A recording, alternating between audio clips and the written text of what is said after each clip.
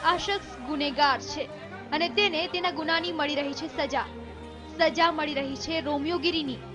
વડોદરાના દાંડિયા બજારમાં જનતાએ આ શખ્સને જાહેરમાં સરભરા કરી અને રોમિયોગીરીનો પાઠ ભણાવ્યો।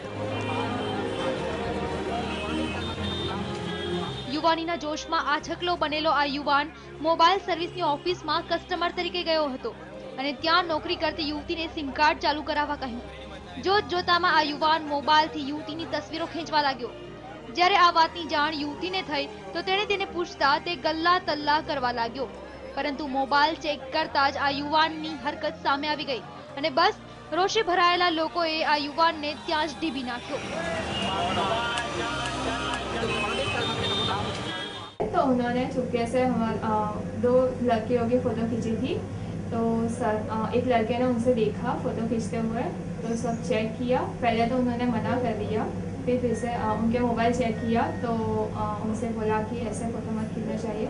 तो उन्होंने सामने से उल्टे पलट कर जवाब दिए तो सब गुस्सा हो गए, उनको मारा भी। फिर भी वो मान नहीं रहा था कि मैंने नहीं निकाला है फ़ोटो, ऐसा कह रहे थे। तस्वीर खेंचवाना गुनानी ताबड़तोब तेने सजा मળી। तमाशो जामतो गयो અને યુવાન પર લોકો હાથ સાફ કરતા રહ્યા। યુવાન કહેતો રહ્યો કે મારી ભૂલ થઈ ગઈ, પણ લોકો તેની पिटाई करता રહ્યા। तो ऐसे ही मैंने खींचा, 2 फोटो खींचा उसमें, तो देख लिया ना, उसके लिए मुझे मारा। क्यों फोटो क्यों खींची आपने? फोटो ऐसे ही कैमरा चेक किया तो उसमें एक फोटो 2 खींचा मैंने 2-3, तो उसमें ऐसा फोटो पास में देख लिया तो फोटो खाली ऐसे ही खींचा था, मैं जाने कोई गलत इरादे से नहीं खींचा। कहाँ गए? લોકો સજા આપવામાં અધીરા બન્યા હોય તેવું લાગ્યું। રોમિયોગીરી કરનારને મેથી પાક ચખાડ્યા બાદ તેને ધક્કે ચડાવ્યો અને રોષમાં ને રોષમાં જાહેરમાં તેના અડધા વાળ ઉતરાવ્યા।